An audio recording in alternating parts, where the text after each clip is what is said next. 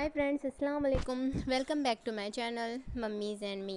सो friend, आज के इस वीडियो में हम बात करने वाले हैं home remedies for dry cough. Dry cough जो कि एक बहुत ही कॉमन प्रॉब्लम है, इन्वायरमेंट के चेंज होने की वजह से या एलर्जिक भी ड्राई कफ होता है।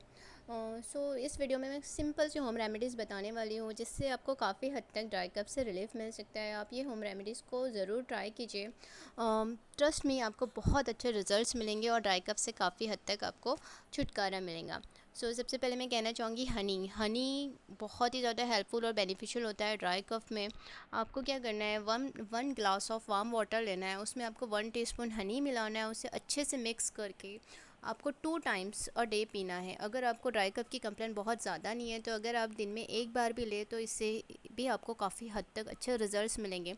ऐसा आपको 2-3 डेज़ कंटिन्यू करना है। उसके बाद देखना आपकी ड्राई कफ की कंप्लेंट बिल्कुल ख़त्म हो जाएंगी। सेकेंड मैं कहना चाहूँगी जिंजर और सॉल्ट। जिंजर भी बहुत ज़्यादा हेल्पफुल होती है ड्राई कफ के लिए।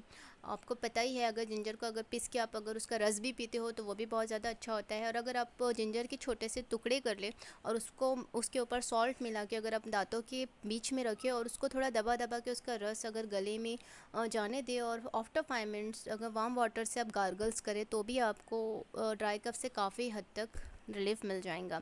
नेक्स्ट इंपॉर्टेंट थिंग है जेस्टमट टी।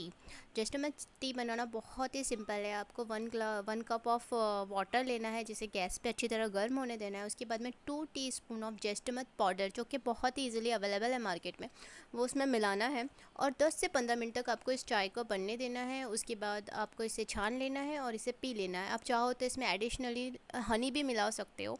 आपको ये चाय दिन में एक ही बार पीना है। इससे आपको काफ़ी हद तक ड्राई कफ से रिलीफ मिलेगा। नेक्स्ट इंपॉर्टेंट गुण है हल्दी का दूध। हल्दी का दूध तो बहुत ज़्यादा इंपॉर्टेंट है। आपको पता ही है, हल्दी में बहुत ज़्यादा क्वांटिटी में एंटीऑक्सीडेंट, एंटी फंगल और एंटी बैक्टीरियल प्रॉपर्टीज़ पाई जाती है।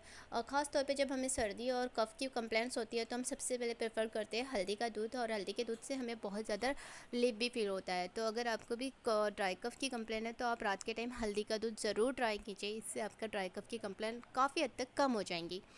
नेक्स्ट इम्पॉर्टेंट थिंग है गुड़। गुड़ भी बहुत ज़्यादा हेल्पफुल होता है ड्राई कफ में। गुड़ की प्रॉपर्टीज़ ये होती है कि वो कफ को मेल्ट करके बॉडी से निकाल देता है। इसी के साथ डाइजेस्टिव एंजाइम का भी काम करता है। ये डाइजेशन को बहुत इंप्रूव करता है और हमारा डाइजेशन बहुत ज़्यादा अच्छा होता है। तो आपको क्या करना है, गुड़ का पाउडर बनाना है और उसे हाफ ग्लास वार्म वाटर में 1 टीस्पून गुड़ पाउडर मिक्स करना है और दिन में एक बार पीना है। ऐसे आपको 3 दिन करना है। देखना आपको ड्राई कफ से बिल्कुल ही छुटकारा मिल जाएगा। नेक्स्ट इंपॉर्टेंट थिंग है सॉल्ट वाटर। सॉल्ट वाटर भी बहुत ज़्यादा इंपॉर्टेंट रोल करता है, क्योंकि क्या होता है ना, ड्राई कफ़ की वजह से हमारे गले में भी खराश हो जाती है और चेस्ट में भी कफ़ जमा होने की वजह से हमें थोड़ा पेन होता है। तो अगर आप सॉल्ट वाटर से गार्गल्स करते हो मॉर्निंग इवनिंग, ऐसे 2-3 डेज़ भी करते हो तो वो कफ़ जो मेल्ट होकर बॉडी से बाहर निकल जाएगा और आपको काफ़ी हद तक रिलैक्स फील होगा।